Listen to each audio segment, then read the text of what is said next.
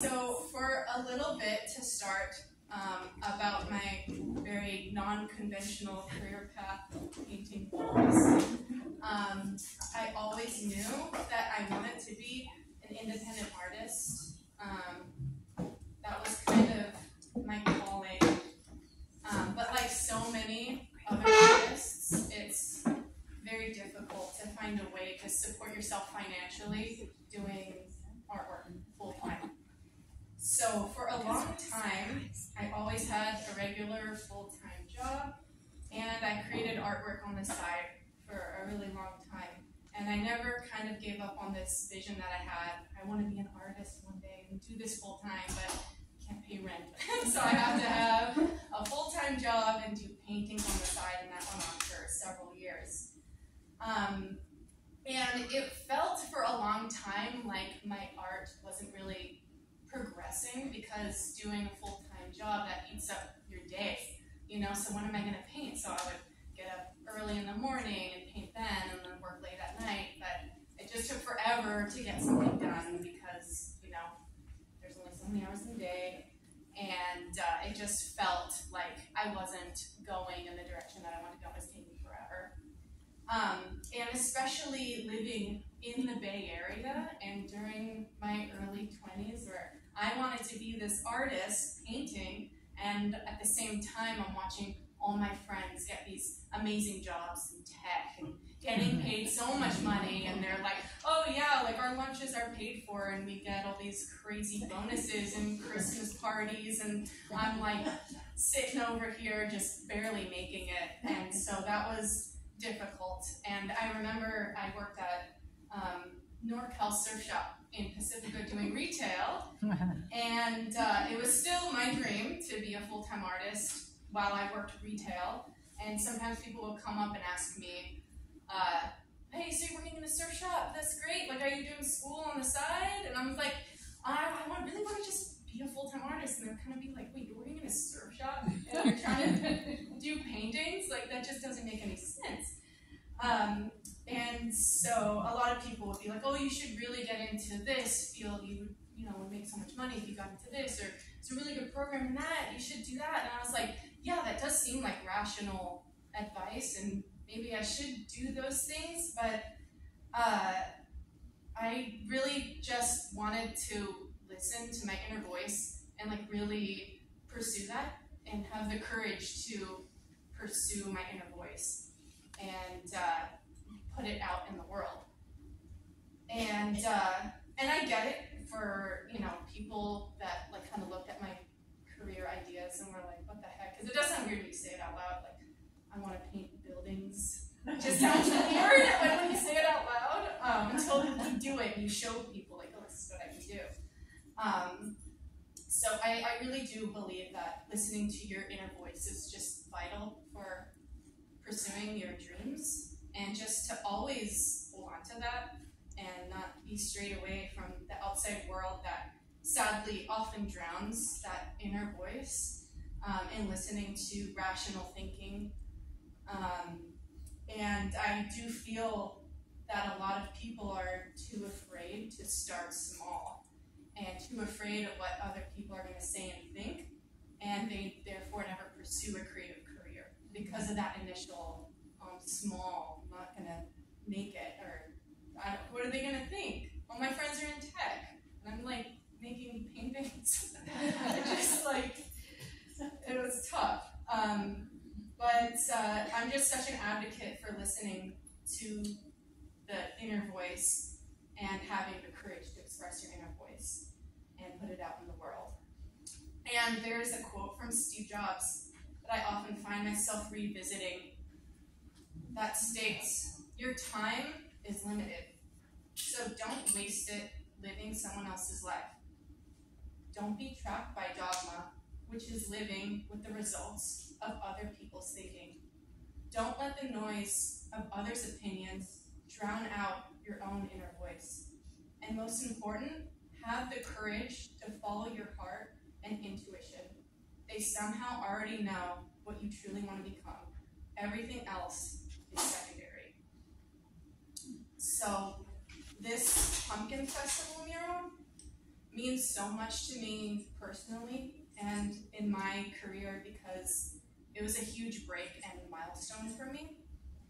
It was incredibly validating, especially hearing all the amazing and positive things from the community and from you guys, and even inviting me here. I have worked on many smaller murals before this one throughout the Bay Area, but this one will always be my original large-scale mural, and I'm incredibly grateful it was a local piece in such a prominent location downtown. So for a bit of background about this mural and this project, it was commissioned by the city to commemorate the 50th Pumpkin Festival anniversary. This project was held in a contest-based format where any mural artist across the country could apply for the commission in the project.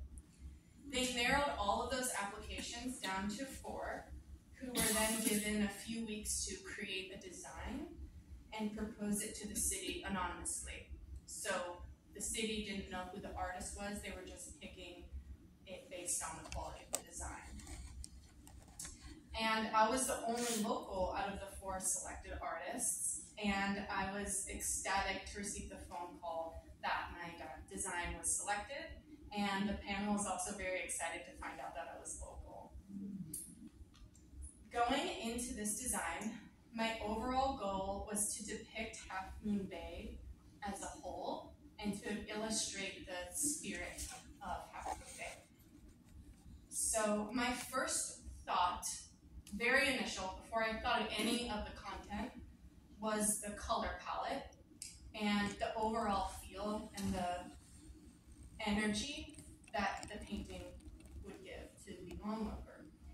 And so I chose a color palette of only warm tones to represent the season of fall and to also kind of represent the rustic nature of Half Moon Bay. And so notice there are no cool tones in the mural. Everything is in oranges, browns, and warm green tones. There's no blues, there's no purples, there's nothing cool, everything is warm. And I also wanted to emulate tones of the past, as you can notice in the vintage style clothing that the woman is wearing and this vintage style truck. I also included a range of staple Half Moon Bay agriculture of pumpkins, artichokes, corn stalks, and Brussels sprouts in the woman's basket. Definitely Brussels sprouts. I also included iconic landmarks of Half Moon Bay, such as the historic James Johnston House, the Pillar Point Air Force Station, more commonly known as the golf ball, and also the Pillar Point Harbor, which represents the city's notorious fishing culture. I also put fog cascading down the hills in the backdrop to highlight the city's natural beauty. And of course, sunflowers. I feel like this is a favorite piece of the mural. And the sunflowers are a staple flower of Half Moon Bay and the Pumpkin Festival, which I thoughtfully placed around that curved structure. And I think the petals wrapping around and extending a bit onto Main Street adds a really nice downtown aesthetic. Now for the centerpiece of the mural, I illustrated a scene from our famous Pumpkin Way Off, and I wanted to represent the family fun nature of the festival by including children in the design.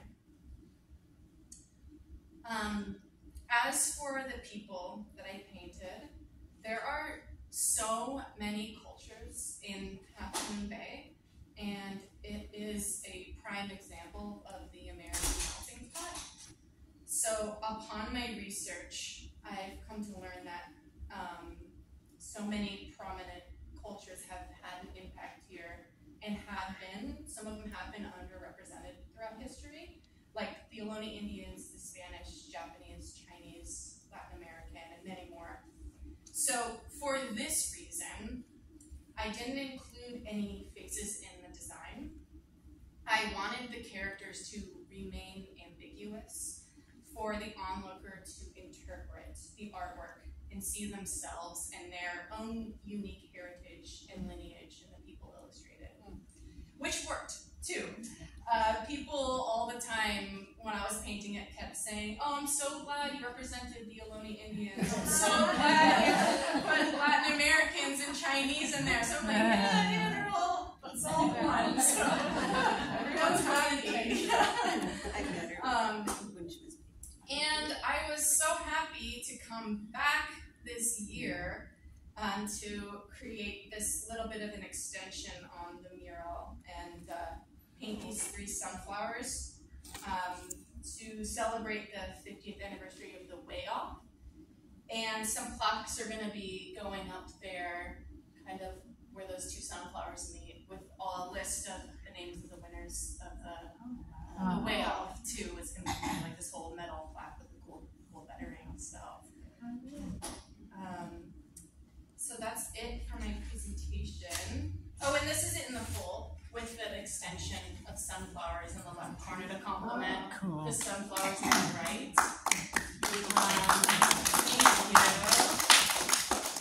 Are there any questions? Yes. What kind of paint do you use, and how do you make it stay on the wall? Yeah, so for the backdrop, I used all spray paint. So the sky, the mountains, the boats, the water is all spray paint. And that kind of gives it like a fuzzier look to it, so it kind of looks a little bit farther off. And then everything for the foreground is in house paint, like out exterior house paint. So it has all those nice chemicals in it to prevent it from the UV rays and to preserve it for a really long time. And in addition to that, after it was all done, I had an assistant spray it with like this clear coat basically to like further weatherproof it and protect it from UV rays. And then we put an anti-graffiti coating over that too. So it's very much like in there, sealed in. So, yeah. So did you start with a thumbnail, and how big was your thumbnail, and how do you extrapolate that to the finished product? Yeah, so I came up with a design, and it was a rough sketch. And I had a lot of rough sketches before I decided on this one. And so when you're looking at the wall, a blank wall, and it's very intimidating, you're just looking up at it, a way to kind of break that down is to just create outlines of everything and put the outlines on the wall first, make sure everything's in proportion and you don't make sure the head's not bigger than it should be and the hands look good and everything is good. And once you have the outlines down, then you go in and kind of just do your thing with the shading and the light and everything. So you didn't do a grid design on the wall? No, there wasn't a grid. No, I know some artists, some mural artists do like a doodle grid, which they just basically slap a bunch of random designs on the wall, and then they kind of map it out, like, oh, this squiggle matches that squiggle, and that line goes like that, and they kind of go like that. So I did the, I think the truck, I did the doodle grid for.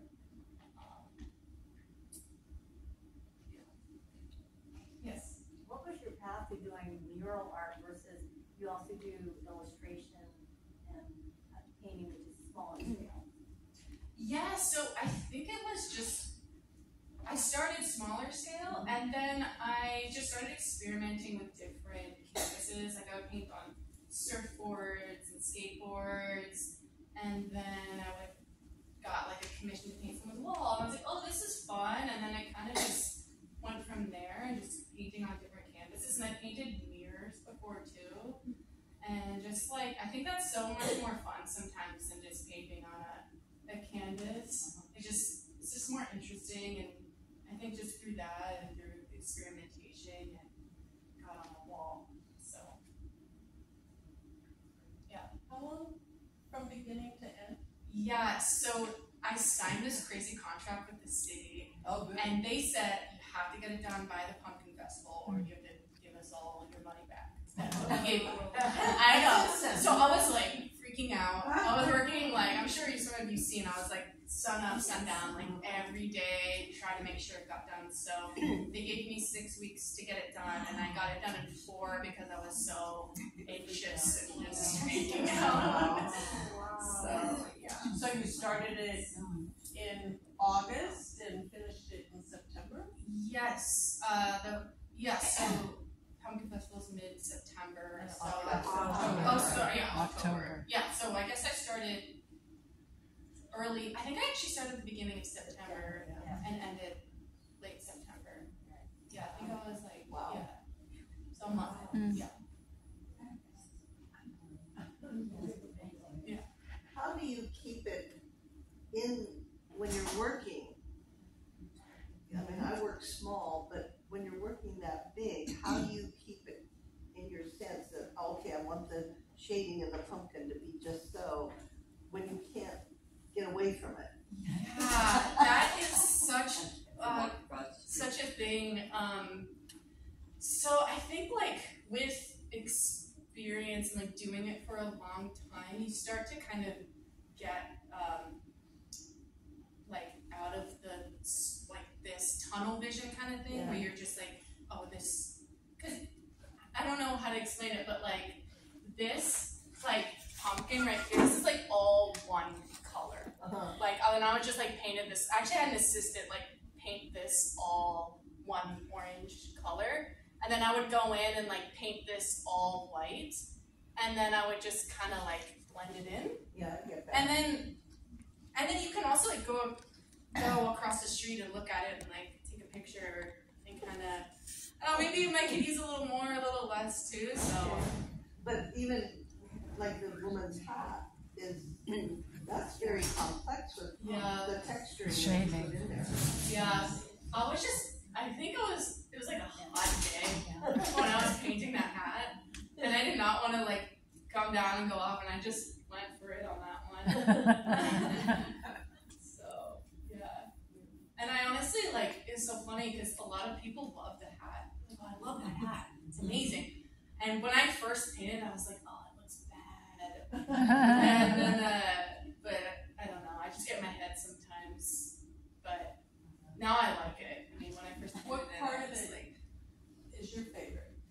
I have a bias towards the truck because I've never painted like a vehicle ever, and I was really nervous to paint it, especially because when you draw things that are man-made, you have to have all the lines like very straight. You have like one line a little off; it just looks not right. And I wanted it looking like it was like going in the distance, so like the lines are kind of going diagonal that way. If that makes sense.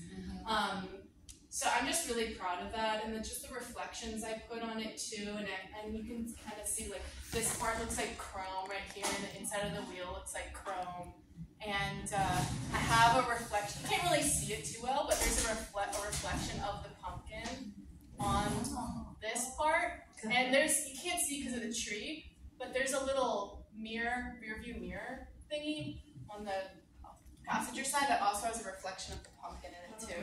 So there's little details that I put in there. So I was like, I'm gonna just go all out on this and add some fun things in there. So, but I also love the woman too. Yeah, and just like women empowerment. You know, she's the largest character, and yeah, I would say that for sure. Well, even though you say a period close, it just reminds me of all the women that have gone into organic farming in the area. And that was the first thing I thought of, rather than old time. It was just like, oh, that's the way it is now. Yeah. That's very interpretive. Yeah. Oh. Do you have other murals at other places in the area? Yes, so I just did one at Old Princeton Landing in the backyard there that some of you saw, and so that's probably the closest one I also a long time ago, I did the jetty skate ramp right by Surfers Beach across the street. On one side of it, like the blue wave on one side. I just painted on the inside of the Playa restaurant in Pacifica. Not the big wall, but there's like a corner piece that has like a fun one there. I really like that one. And a couple in San Francisco I've done. And I just got a really big commission with the town of Colma that I'll start next month. And that one's going to be another large scale like this. Not as tall, but it's really like a long, stretched out wall. So I'm kind of curious, I'm sorry, Oh, I'm yeah. not even raising my hand, I just have a steady stream of questions. You know, art is the beholder, right? Mhm. People interpret what they see. Do you ever hear negative comments?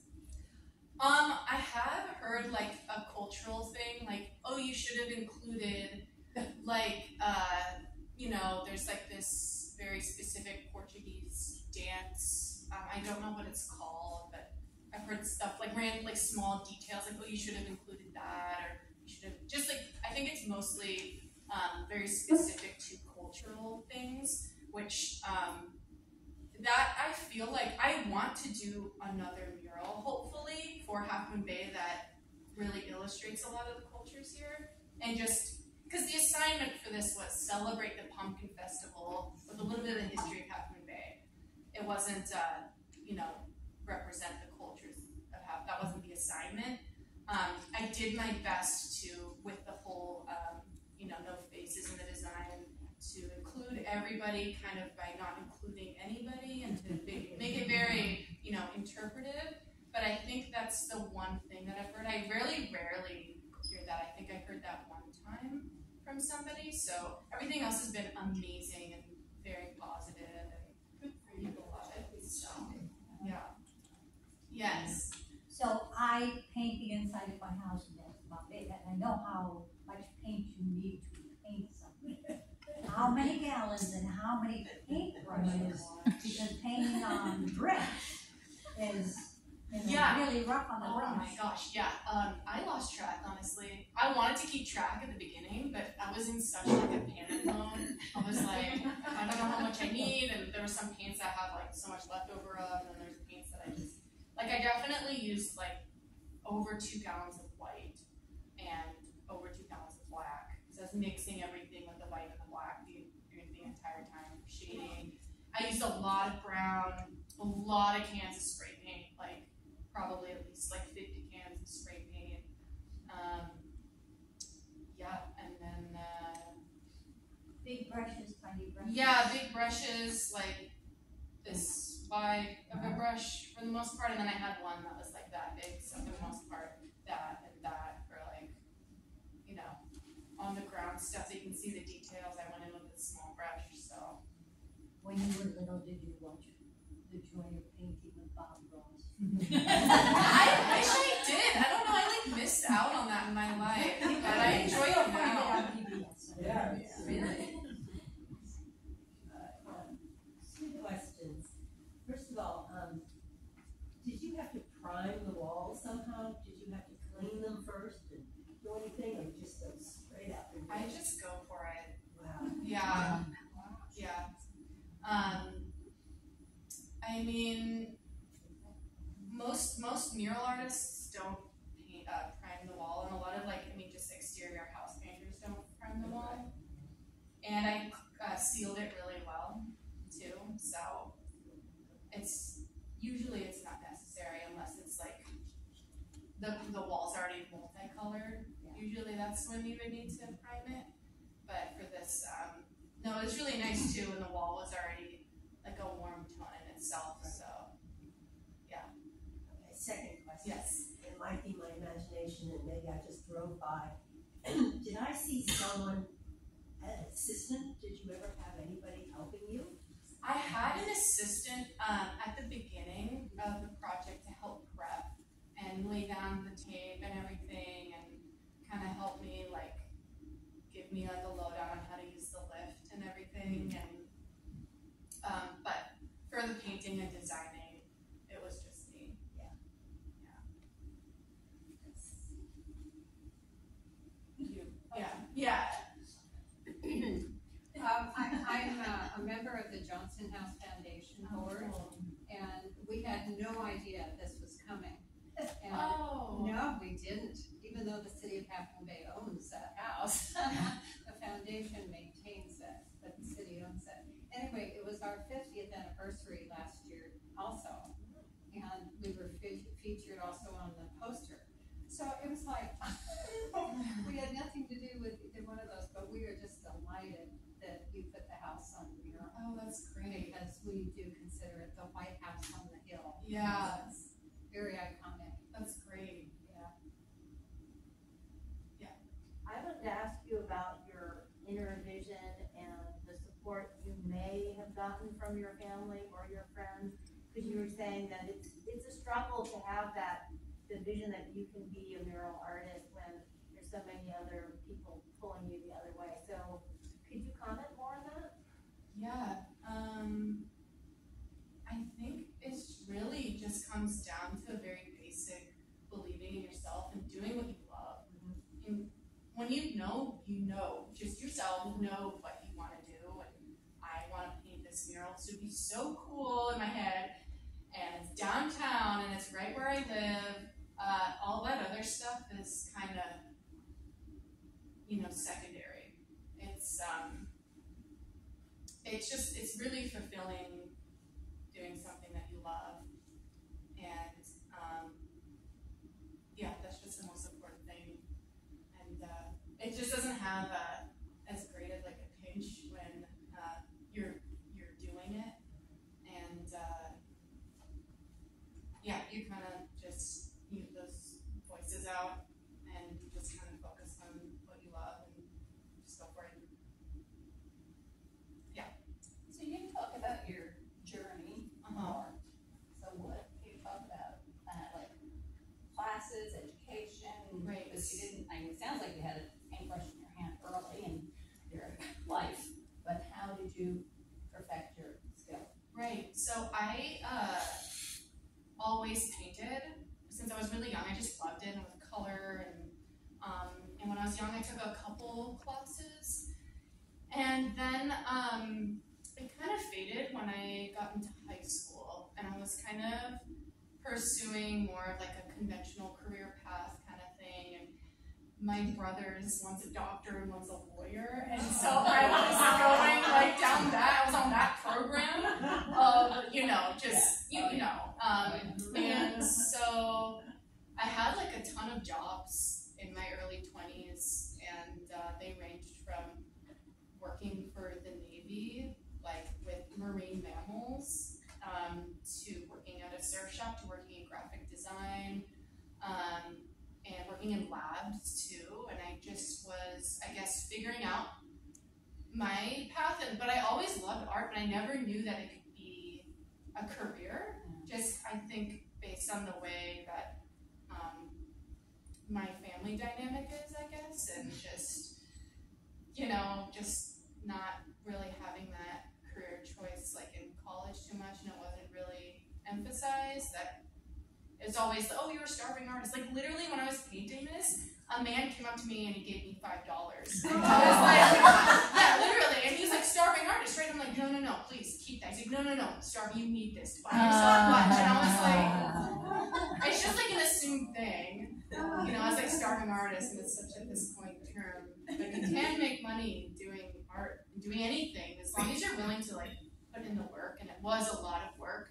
And I never really took professional classes, but I would always do art on the side, and I would always try to get better, just practicing myself. And I think it's just clocking in the hours, and just try to get better. And like the internet is such a great tool too, and you can look up websites of other artists you really look up to and look at what they're doing and why you think that painting's good versus the other one. And so just like years of doing that and loving it, and just pursuing it. So have you become a full-time artist or almost? Yes, I am. I am a full-time artist. Years now. So. One more. And how do you see your art evolving in the future? Yeah, that's like such an interesting thing. I think it's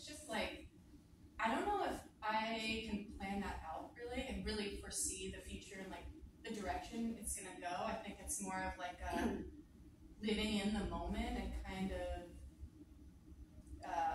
because I feel like when you have a plan, it can kind of stifle creativity, and I think it should come out of like more of a free space. But I do feel like I have been experimenting with different canvases. Like I have been painting mirrors, and I've been painting, I'm gonna be painting like a denim dress. And I'm just like doing weird stuff like that, and I still love murals. I love being around people, because sometimes when I'm in my studio, it gets a little, like, oh, I need to talk to someone. So, yeah, definitely gonna still do murals, and yeah, I guess that answers your question. Yeah. All right, first I recommend everybody go to OPL and take a look at Julie's mural there, because it's beautiful and really reflects our coastline. And so I think it's just great. But I wanted to ask you what actually inspired you, if there was something about doing murals, as opposed to, you know, the other art forms. Yeah, I think it's just like the scale of it, and just seeing it, your artwork huge on a wall in public where everybody can see it.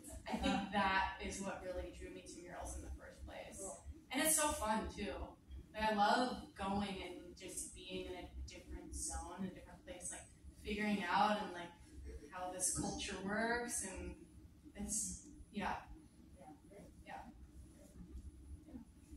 You were young, but even being young, this is very physical work. Oh yeah. Working so large, and I want to know if that is ever an issue. Oh yeah. When you're working so large. Yeah, I think that's like the #1 issue in any mural artist, is just like the longevity of how long they can physically do it. And I know some mural artists, they can work and do large scale stuff like that and well into their 60s, and some stop. I know one of my friends, she's a really talented mural artist, and she's done some really successful works, and she's in her mid-30s, and she doesn't want to do it anymore for that reason.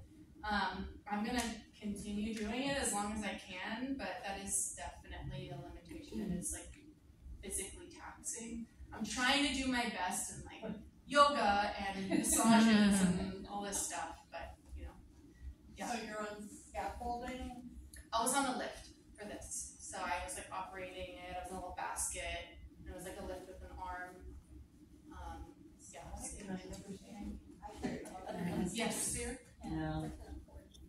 Have any of the people who were naysayers, now that you've reached this point, come around and complimented you and said, "Oh, I knew you could do it," or something like that? I mean, have any of them come around and said, "It's good for you"? Well, I want to be clear that I do like have a very like supportive family and friends. You don't have to drag the family. Yeah, I think that like I think they're more like quiet, the naysayers about it. But there have been some people that have come up to me and been like, "Oh, I always knew you had something in you, and I knew you were gonna." Yeah. So I guess people say like weird things all the time. Yes. Yeah. I had a question about the mural itself. Mm-hmm. Two parts. One, is there a clear protective coating over the bottom, like 8 feet, to protect it from any graffiti? Yes. Yeah. So we put an anti-graffiti coating over it. So we sealed it with a clear coat, and we also put an anti-graffiti coating over that. Thankfully, I did that because some of you know that it did get tagged. It got hit a couple months ago. Unfortunately, but luckily that coating was able to wash off really easily. And my second part of the question is, it's so beautiful and vibrant right now. Mm-hmm. In 5 years, when the sun and the sea air get to it, are you gonna be able to be the one to go back and not repaint it, but touch it up? I hope so. Keep in Cross that bridge when we get there. Keep in contact with the administration. Yeah, I hope so. Yeah, there's like a good clear coat on there, so hopefully it won't fade for a really long time. Well, but you yeah. never really know. So, yeah. The new section, was that a separate commission? Yeah, so that was the way off people commissioning for that. The 3 sunflowers on the left. So could there be more? Yeah, I guess so. I mean, like around that upper left could be more. We need Farmer John's tractor. That's a good point.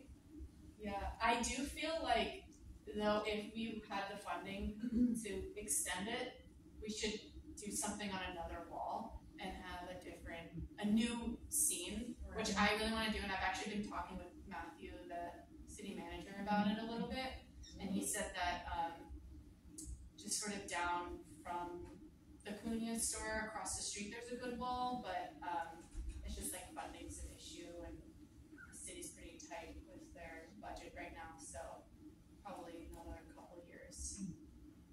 Yeah.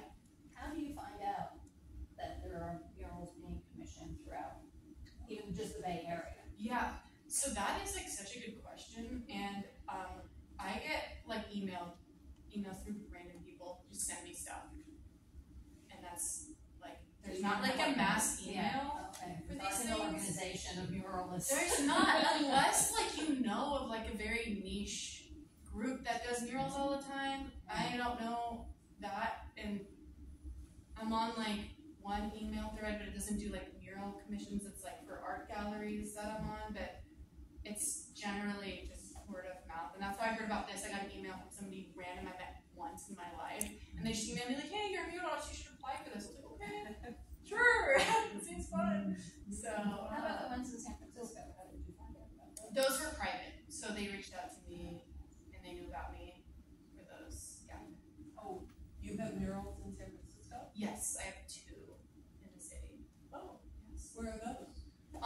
One's on like 4th and Brandon. It's smaller scale mural. It's some jellyfish. And there's one close to the Mission District, Pearl Heights area, on like a big garage door. Oh. It's like an agave plant. Yeah. Yeah. Yes. Cool. Because this is now iconic, there must be postcards of it. And have people made pictures of it, and are you getting your commission? So actually, I had to sell the rights over to the city when I signed the contract. So that's not up to me at this point, unfortunately. But I'm sure, like, Brother lawyer in. I know, right? Yeah. Not the doctor. Yeah. Lawyer. Yeah. I could probably reach out to Matthew though. I'm sure it would be fine if I like did something. Because I don't think they're gonna do anything. They're too busy. Yeah, that'd be with great. so many other things, you know. They're not gonna get I around. love postcards. Yeah. Yeah. Yes. On the other side of Cunha is the wave, and you know that, do you know that mural? I do know that mural, and I'm not too familiar who the artist is, but apparently he's from like Italy or something, and he was commissioned privately through the Cunha store. And on the back side. Yeah, on the flower. flower, Yeah. the wave. Yeah. Yeah, but I don't know who that is. Yes. It's good, you know. Okay. I'm just thinking, you could take individual pieces of the mural for postcards or gift cards and, note cards rather. Yeah, that's a lot. We can do. There's a lot there. Yes. I'm so curious how you might develop. Are you going to go modern? Oh. You know, the arts are so big in being contemporary. Music, dance, the theater. and art, the visual arts. So this was your warm period. Yeah. And like maybe abstract might be intriguing. Yeah, I do feel like a lot of artists, as they progress, they get more and more abstract because they're trying to like push the bounds, and then they just end up making abstract stuff. A lot of the time, not all the time. I think the lawyers would buy it.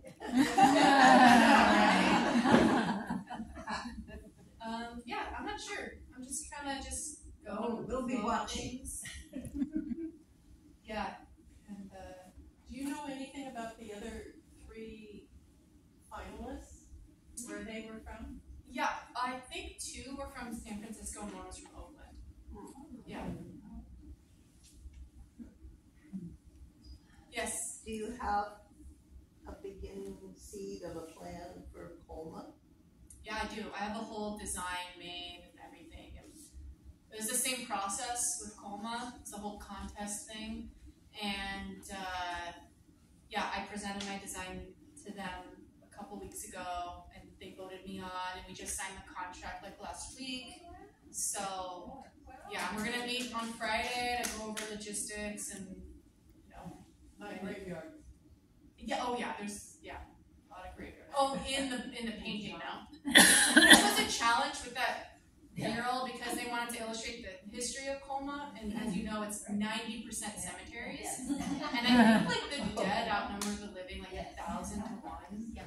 Yeah. And so I was like, how do I do this? There's actually a lot of beautiful art there, a lot of mausoleums, a lot of gorgeous stained glass ceilings. And sculptures with like angels and people weeping. It's beautiful. It's like some of the mausoleums, it's like walking into an art museum, but no one's in there. It's like kind of creepy. I was just by myself, like just hearing my own footsteps echoing. But yeah, I'm actually really excited for that one. Italian, the same kind of thing. Very diverse. Yeah. It's that one's gonna be a fun one. Where will it be? It'll be on F Street. So you're driving down El Camino, it's like a right-hand turn on up F Street, and that's kind of like their hub. There's like the historical museums there, the rec center's there, a couple other buildings right on F Street. So. Oh, and then you can throw in a casino. Well, I mean, you know, yeah, they do. They sell a lucky for whatever, something. Yes. I assume you need to get permission from the building owner to do something. Yeah, the city, that was the whole city's deal. They did all that. They set up the wall. They're donating their wall space. Now we need artists, and then they reached out to the community. So. Well, I want to thank Julie very much for